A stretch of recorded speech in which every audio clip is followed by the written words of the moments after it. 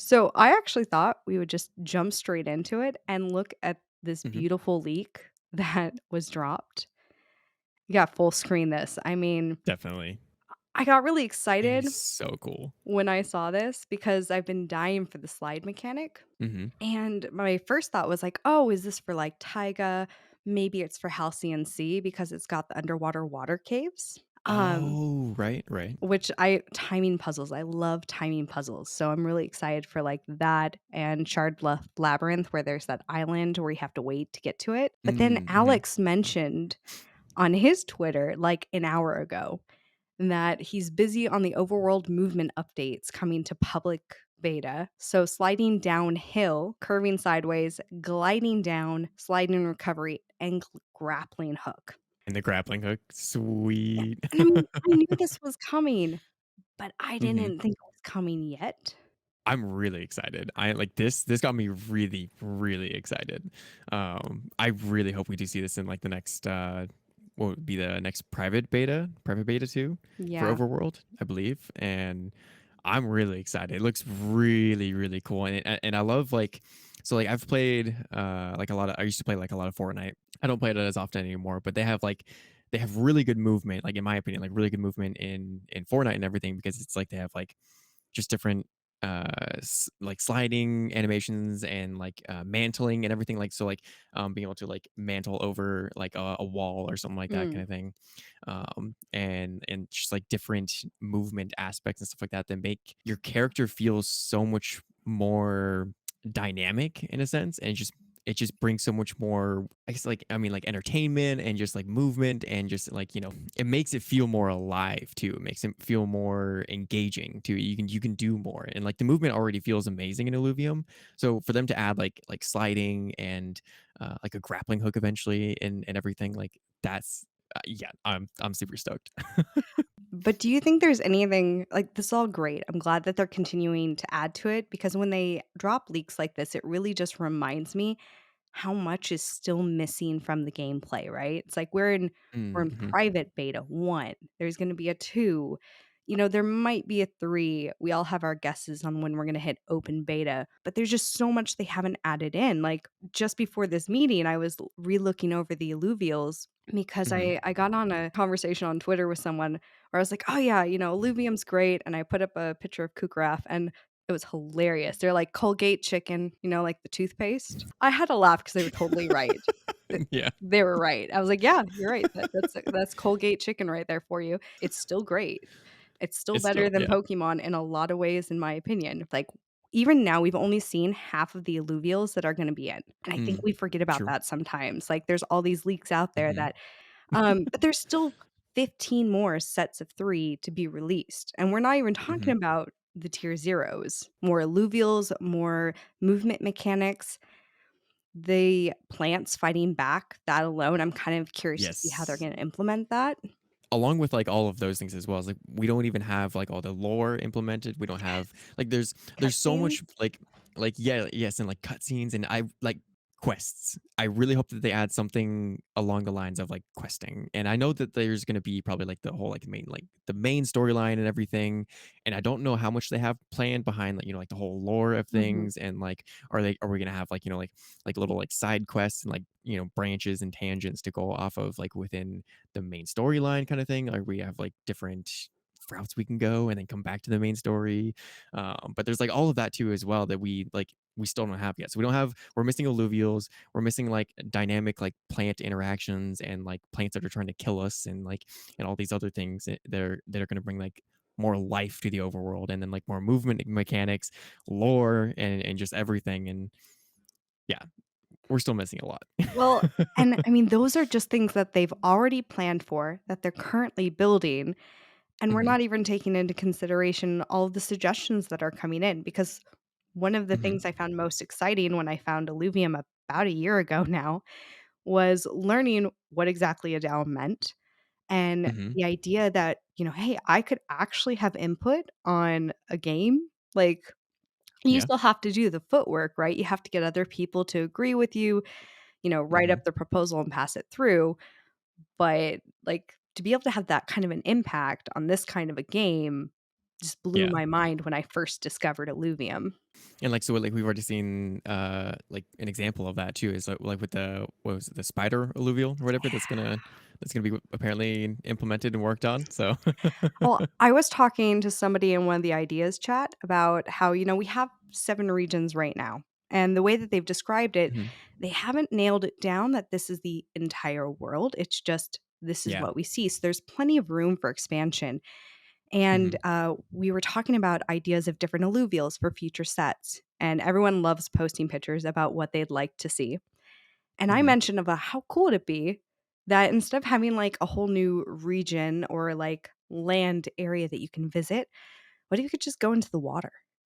Whether it's on like Yeah. Sancta Mesa or, off any of the regions Mhm. and like be able to enter that just sea realm. And then you can have the alluvials that are closer to like fish or whales or crabs, Mhm.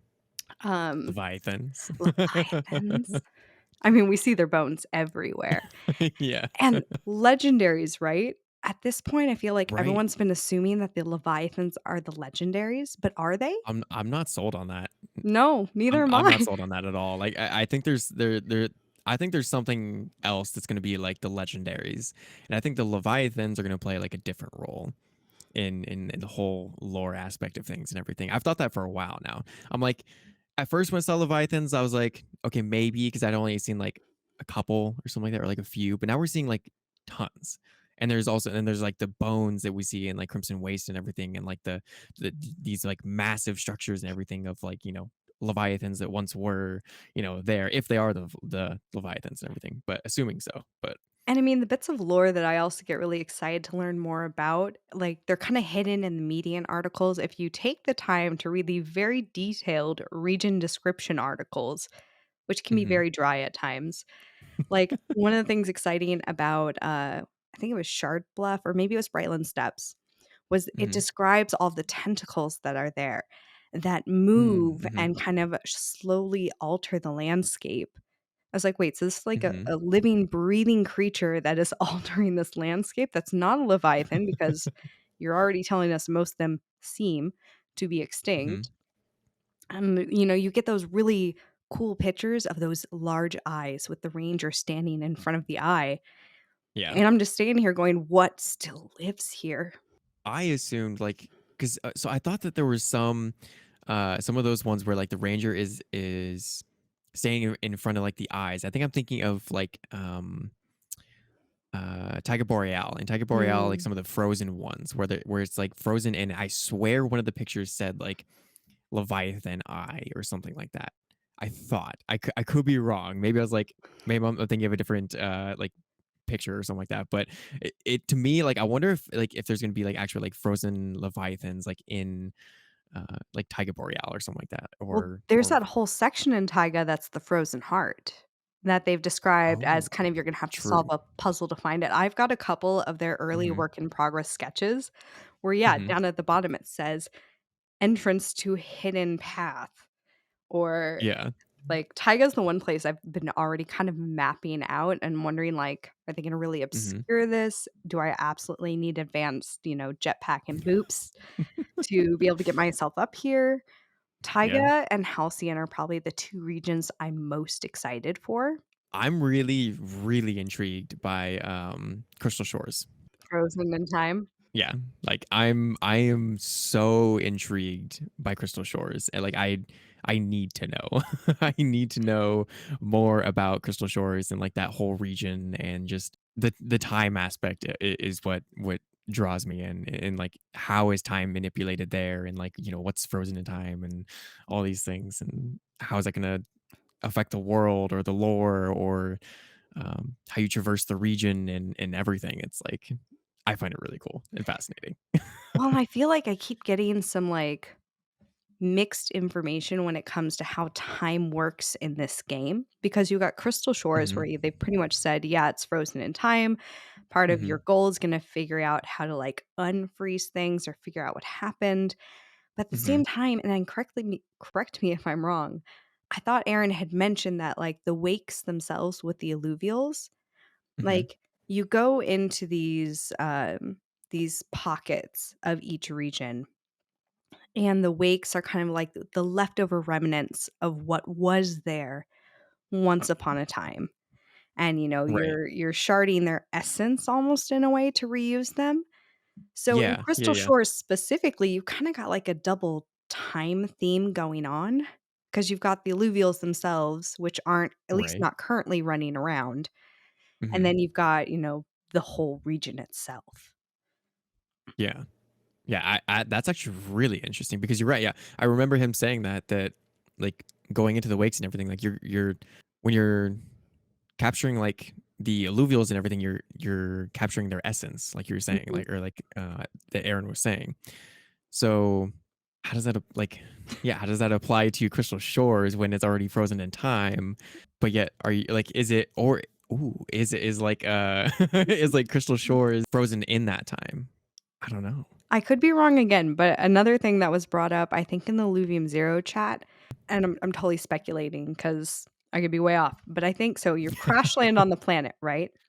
And Right. Illuvium Zero is populating that planet with the industrial zones and building up, your scanners and your blueprints and your research labs. Right. And the actual area that we're exploring as rangers in Crimson Waste Mm, is a very small section. mm, So you've got the map of Crimson Waste, and you might be exploring this little section that no land plots are around. A zone within yeah, a zone, and then the time yeah, aspect worked into it because we're using this technology to, you know, shoot them right. with the tether gun and freeze it. Yeah, so because like, in Illuvium Zero, like, the gray areas, whatever, like, on the map, right, are, like, technically the overworld, right? Mhm.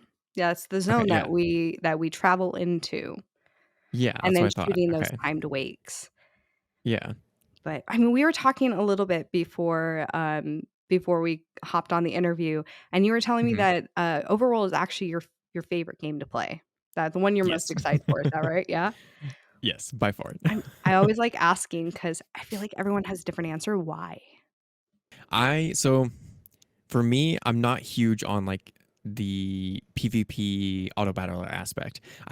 I've personally never really, like, dove into any auto battlers like TFT or anything. I barely know how to play TFT. Just ask Viper or someone. Like, we were playing in Discord the other day, and I was just like, "Ooh, I'll buy this and this," and like he was just like stomping like everyone. He was probably just like rolling his eyes at me and just like, "What are you doing?" But I love like open world, like, exploration, and then like I love Pokemon, like, through and through. Like, Pokemon growing up for me has been like I've played almost every single like Pokemon game, like not a lot of the newer ones, but like some like the original ones, like Pokemon Silver, Pokemon Red, Pokemon Blue, Pokemon like Red, Green, all the ones that Mhm. you can possibly think of on like Game Boy. I started playing way back on like the Game Boy Color, and then like went to Game Boy Advanced, and then Nintendo DS, and then I think I actually even still have like my Nintendo 3DS somewhere. But yeah, like, so the whole like creature capture, open world, overworld exploration, roaming around in this free roam world and like capturing creatures and creating like and building up a collection and like a deck and everything, like that draws me in. And then the storyline and like the lore aspect of things. Like, uh I got into The Witcher 3 for a while as well, and like I love The Witcher 3, and like what I loved about that is like the different storylines and story paths that you can go down, like also similar to Skyrim and things like that. So it's like I love that. So like Okay. that was like a huge draw for me. Yeah. Yeah, I, absolutely loved Pokemon growing up. For me, I Mhm. never really evolved much past the original generation with the 151.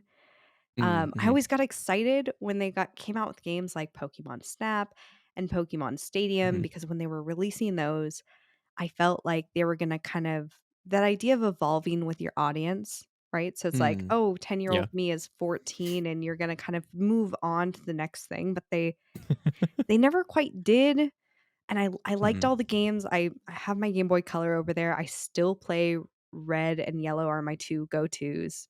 I still play them from time to time because I love them. Yeah. But to me, Pokemon just never evolved with the audience enough. The Mhm. storyline, like, I was playing the same game over and over again just with, like, all you changed was the Pokemon. And then eventually at one Yeah. point, the Pokemon just got too lazy. Like you had ice cream cones, Yes. you had trash cans. Okay, the giraffe, Illuvium does the same thing where you take ideas from real life animals, but they Mhm. just never quite did it unique enough, I guess. It's a great Yeah. game, but I've been very happy to find Illuvium. I Mhm. also feel though, like there's going to be a point that Illuvium is either going to make it or it will be a nice afternote. And whenever I see someone kind of touting the legacy of Pokemon, which was rightly deserved, you know, Mhm. but at the same time, I feel like they've been living off Gen 1 for 27 years now, Oh, yeah. um, which is great. I mean, if it's not broke, don't fix it. Right. But at some point, you either have to do Mhm. something new or move aside. I mean, do you think Illuvium has what it takes to essentially like replace Pokemon in the minds of other people? Or does it have to kind of be its own thing and generate its own new audience? Like, what are your opinions I around that? think I think that they're on a very good track, like, in my opinion. They're going down a very good direction, in my opinion. Um, I think they have potential to, and I think they will evolve, hopefully evolve into their own thing. And one thing that I really hope is like what you kind of just like touched on there, that they don't do, is fall into the trap of what many other games for decades now, like tons of games, not even just Pokemon, but like Pokemon is like a really good example, is that they've stuck to that one thing that works, and then they just like repeated it over and over and over and over, and it just got really really old. And there's so many things that they could have done and implemented, and to grow with their audience, to grow with their their fan base, their player base, and everything, but they just didn't, you know? One thing that I think Illuvium, like you're saying, will like make it or break it, is it was whether or not they do that, and whether or not they innovate and grow with their, like, their player base and their audience. Um, Something that already has me thinking that they are already thinking with that in mind is like one of two things. One, they have said like many times that they want to recapture the essence of like the original Pokemon and like what that felt to them.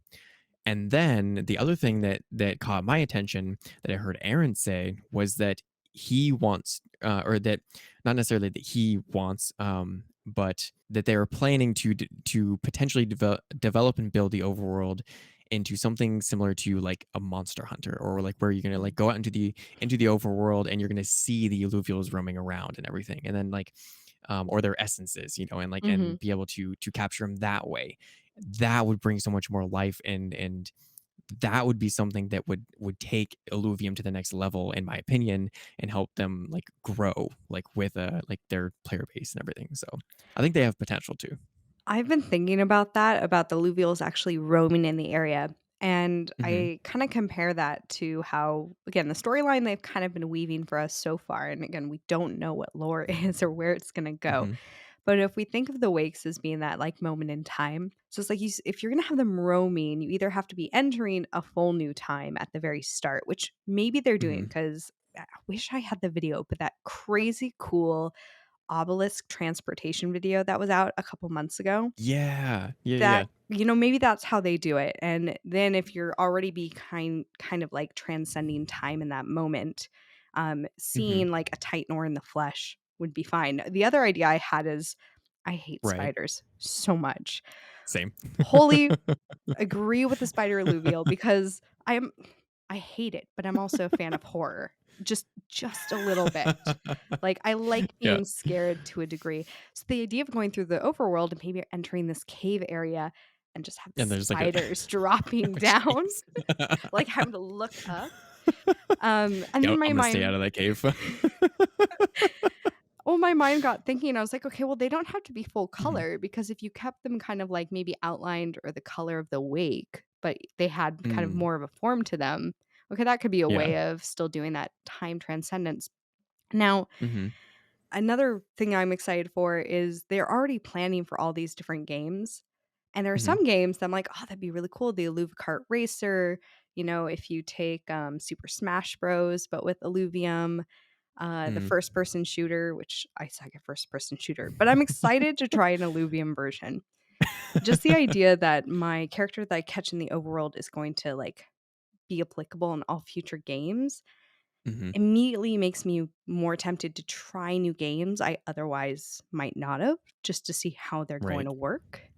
Mhm. But, I feel like a strong portion of our community says that, the arena, the PvP is going Mm. to be what makes it or break it. And that might Mhm. be true, like, at the beginning, because everyone's comparing it to Pokemon, everyone's comparing it to TFT. That and the esports scene might be what makes or breaks it. To me, Mhm. it's the overworld. The overworld is the linchpin because Mhm. if you're coming in, even if you just want to try it, you need your alluvials. Mhm. Survival, they might give you a preset deck, but in PvP, you Right. need your own. And Mhm. for it to feel as though you're not having to buy your way into playing it, you start with the tier zeros, right? Mhm. Um, and so when people say PvP makes it, it's like, well, what if there are people who come in and just want to do PvP? They're stuck with either having to grind. And right now, I don't feel like people really feel the grind because we're just catching alluvials. There's no stats associated with them. There's no leveling That required to too. fuse Yeah. them. Mhm. Like that is gonna add. I don't even have a full Illuvidex yet. Yeah. I'm close, but I'm not there, and I haven't needed to level up any of my alluvials to fuse, and I've fused most of my stage 1s up to the stage 3 because I don't Mhm. run across those in the overworld.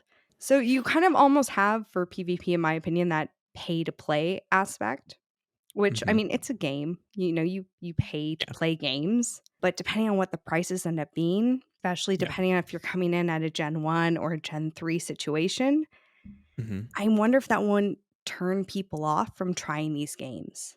That's something I've thought a lot about too, is like the deflationary aspect is like good and bad, I guess, in that sense to some degree.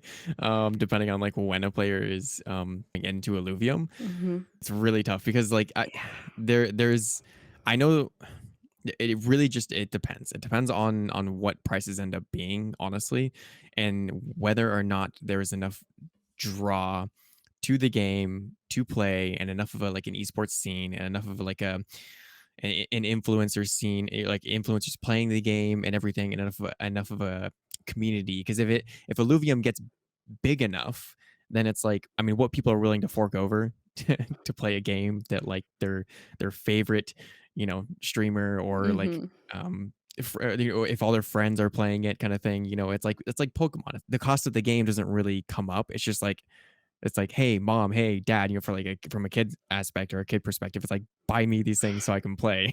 Like, "Buy me this game so Mhm. I can play," or "Buy me this Game Boy Color or this Game Boy Advance so I can play," kinda thing.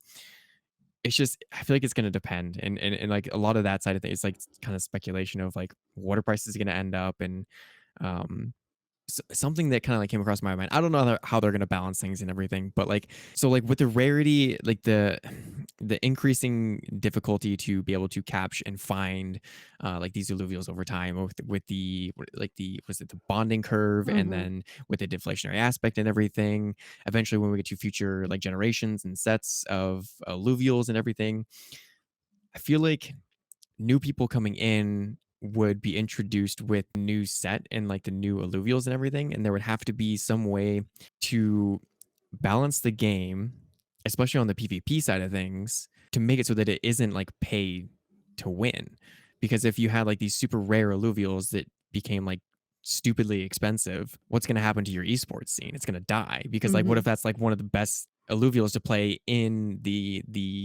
uh in the arena kind of thing. Like if it's like part of like one of the best decks for that season or for with the balancing changes and everything, like how are they going to balance that with like the new alluvials? It's yeah, it's tough. I think another thing it really hinges on, at least in my mind, is they've Hmm. started talking about what the onboarding process for people who are not familiar with Hmm. Web3 is going to be, and Hmm. how they really want to make it feel as though you're coming into play and you don't know that it's a Web3 game. You don't have to know about NFTs or how wallets work.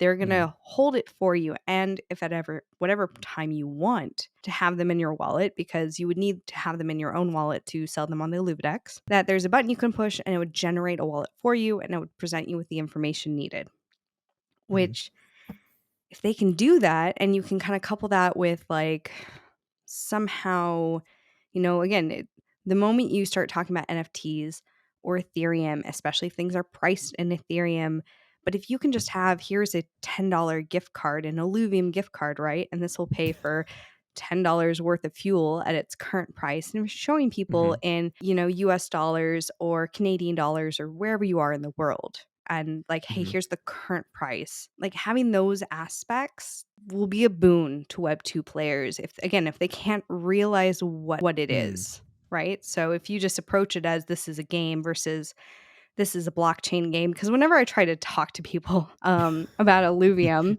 It's and enough fun.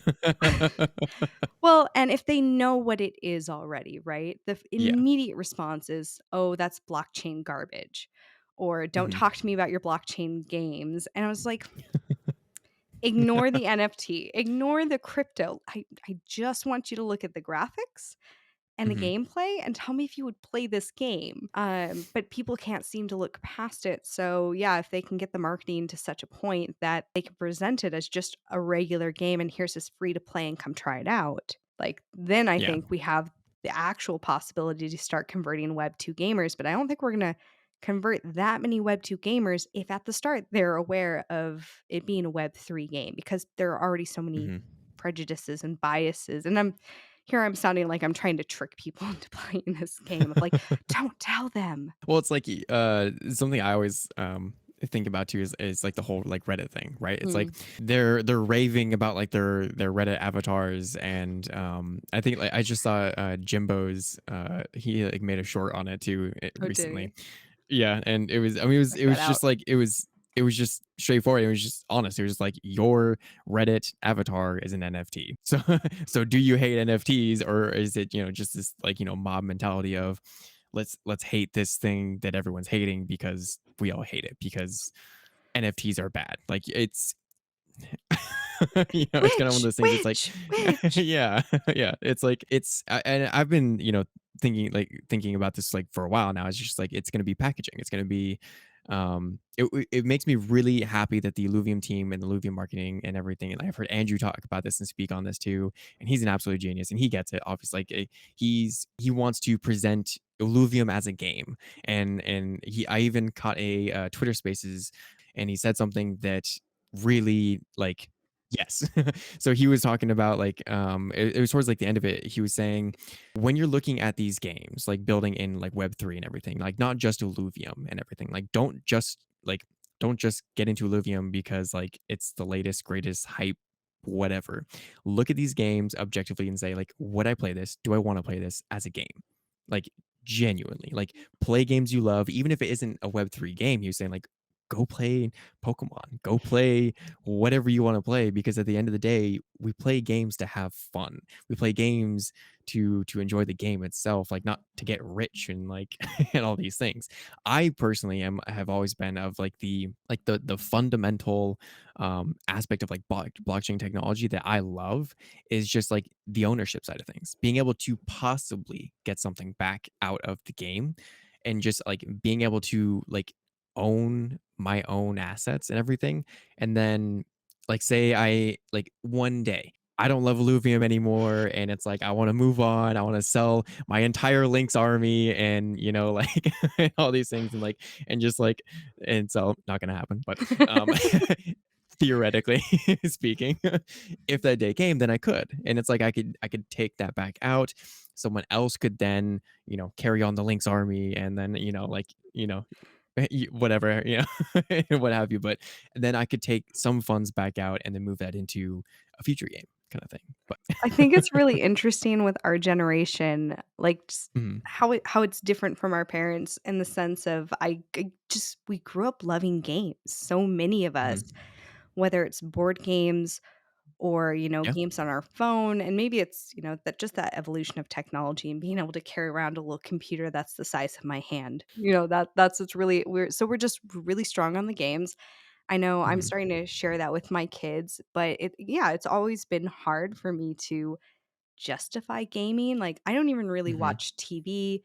If I watch something on the TV, it's usually a movie that's my favorite because I'm the type of person who rewatches over and over. Same thing, it's like I play my favorite games over and over, Mhm. but maybe the last 10 years I haven't because it feels like it's unproductive, I'm wasting time, and Mhm. even now, probably one of the only reasons I can justify playing Illuvium is Mhm. like, "Oh, yeah, I'm a content creator, so I'm technically working." And as much crap as I give Pokemon, when I Mhm. worked in Bellevue, Washington, where one of their offices is, I applied. You know, Mhm. I had that whole cliche cover letter of like, "I wanna be the best there ever was." And, I mean, I love you it. look at Alluvial Master, and there's so much Mhm. Pokemon wrapped up in that, like, Mhm. it's the childhood, and I find it interesting how much nostalgia there is, and I feel like Mhm. it's more with our generation than with others. That with crypto and where the blockchain is going is kinda what has me bullish on the whole GameFi aspect. I feel like Axie definitely gave everything kind of a bad name for a while, but then, Mhm. I mean, Illuvium aside, there's the big times coming out, that looks really cool. If Mhm. I didn't have so little time in the evenings, I there's probably at least 4 other Web3 games I'd wanna try, not to mention, like, I like a Mhm. good cozy game, so Stardew Valley looks really cool. Right, right. I just wanna sit down and open my Sims God, I love Sims. I wanna do that, I can't do that anymore. Just because, Yeah. yeah, it just feels like I'm wasting my time, but if I can put Mhm. something in and feel like I get something out later, even the Mhm. idea of, like, these being our items and putting a wallet aside for my kids and, kinda like you might have Yeah. done with Pokemon cards, like, 10 years later, Mhm. "Here are my Yeah. Lugios." Yeah, yeah, I can build my Link's army and and give it to my future generations whenever that happens. That whole aspect of it is something that also, like, makes it easy too, in a sense, like, Mhm. even easier. It's the same concept of, like, the rarity of Pokemon cards and everything, and, like, those collector items. It's just digital instead of physical. And then, like, later and, like, you could even create, physical items as well per se and stuff like that. And maybe Illuvium also creates other like physical items or physical cards for Illuvials as well. It has me excited because it's something that inherently I think that gamers have always wanted, Mhm. but just never had like an easy way to like implement it. I mean, you look at all the games where people have literally created their own marketplaces and created their own ways to like buy, trade, and sell things.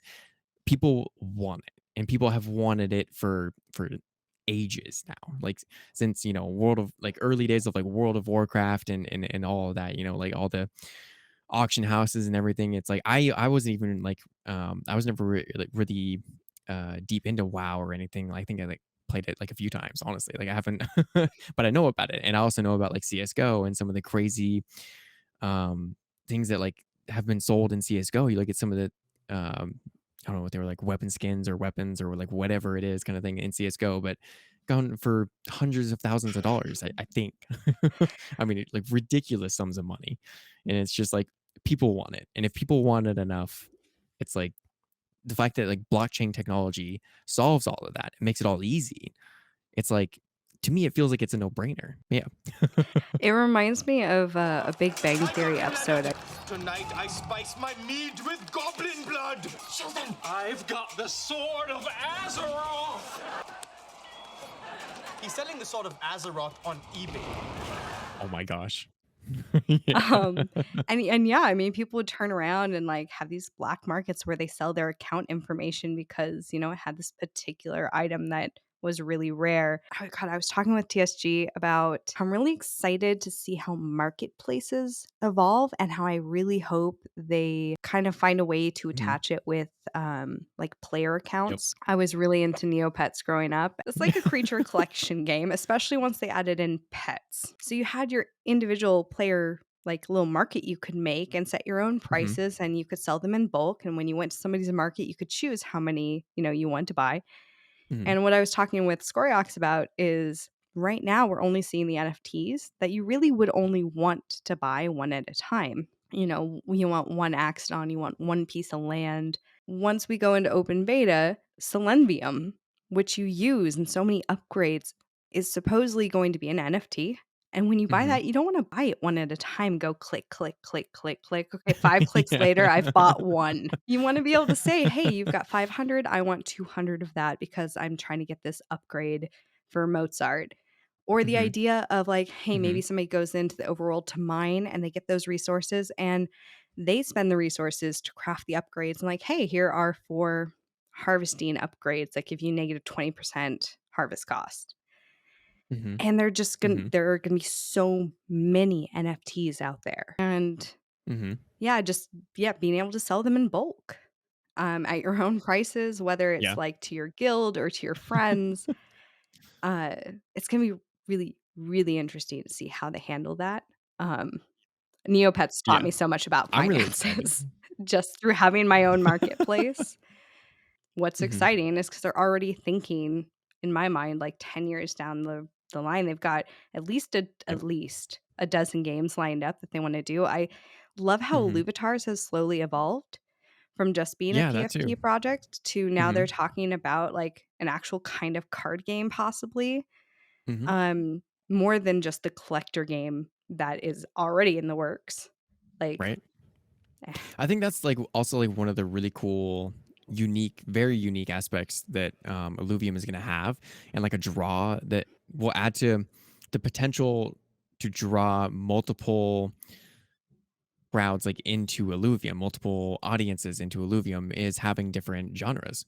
So, Mhm. like, you have, like, your esports oops, you have, like, your esports, scene and everything, and then like you introduce like a like the PvP aspect of things, and like you or not PvP, the like the shooter games and stuff like that, and then like you introduce kart racing, and then you introduce like you know you have the Illuvatars and like in that and everything. It's like you build out all these different genres. It's like if enough people are attracted to like just the game itself and it being fun, then you have all these different genres and all these potential pools of players that you can kind of like pull from to bring into like the Illuvium ecosystem, which is like what also like really excites me and like um makes me even more bullish on like Illuvium's future potential kind of thing. Is having all those like especially if like even if like only one of them takes off, right?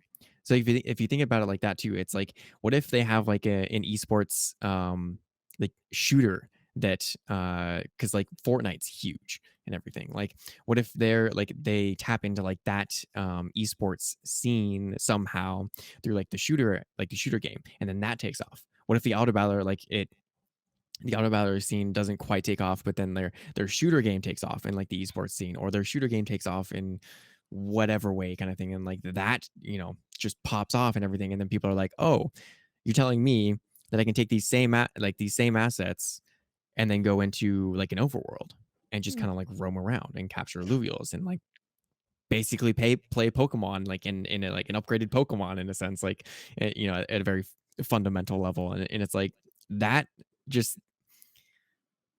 wrapping my head around that is what really excites me. Like that's I don't know about you, but that's like Yeah. that idea is just like it's again, it makes me really bullish on like Illuvium's potential. Is their vision and their like you're saying like their like 10-20 year vision that they have. It's ridiculous.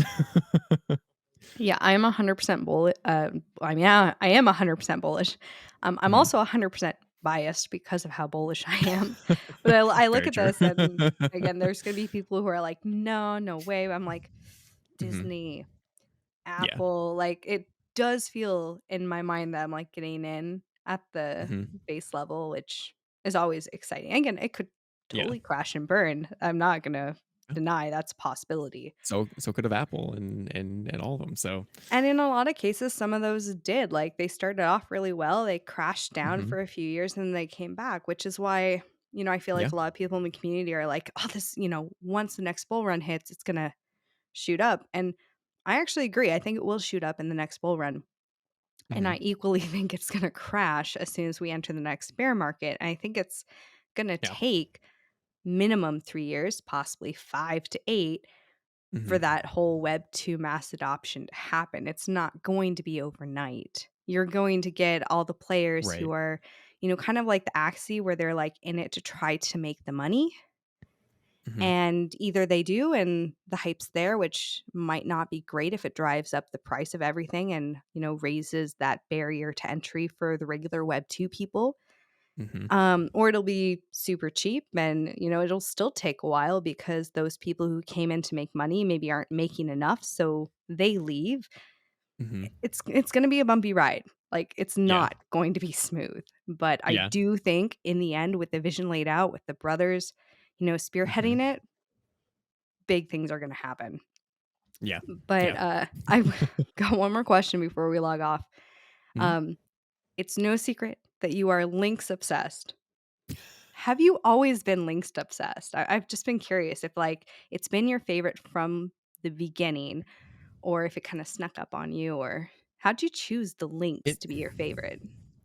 so, it's funny, I was asked a very similar question on, Najafe's and Ramphie's, like, their podcast that they do, and I was thinking about it beforehand, and I really couldn't, like, put my finger on, like, when exactly it was that I found the links. It was just, like, the only thing that, like, to me, it's one that has always stood out, like, especially this guy, the Stoic Hydra links, Gorgeous. and it is, it reminds me so much as well at something that definitely stood out to me is, like, the whole EV, like, relation t like, to it. Um, that whole aspect because I was a huge fan of, like, collecting EVs in Pokemon and, like, getting every single, like, version and, evolution of EV and all of that, like, collecting every single one definitely was, like, a huge draw, and then, one of my favorites was, Glaceon as well, in Pokemon. That was one of my favorites by far. That and, Umbreon was also, like, one of Ooh, my other favorites because like, the sleek black look and everything was, like, it's nice. so cool, so clean. And so it's like that plus it was just one of the most, like, unique in my opinion, and because it wasn't just, like, the standard, like, 1, 2, 3, it was the standard it was the 1, 2, 3, but then there's, like, a million other different, there's, like not a million, but, like, there's a ton of other different, affinities, every affinity.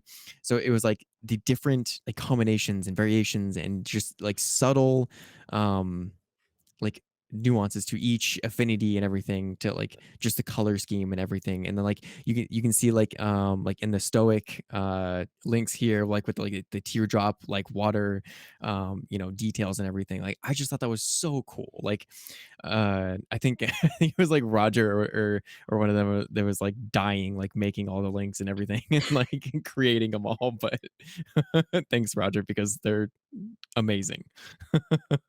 But I think that was like one of my biggest draws is just they're like the unique aspect of them because there's so many of them and so like so many unique little details to them and they're just really cool. But, Yeah. on that note, go ahead and wrap up so you can get back to the rest of your evening. I really appreciate you coming on to chat like this. We should definitely do this again. Yeah, this was Now it fun. sounds like I found my overworld chatting buddy, finally someone who's Let's obsessed about go. it as much as me. That's for sure. I have a whole Anyone army to back it up. if anyone's interested, I've got Modern Llama's link to his channel down in the link below. Enjoyed this video. Hit that like and subscribe button so you don't miss the next episode. We will see you on the flip side. See you.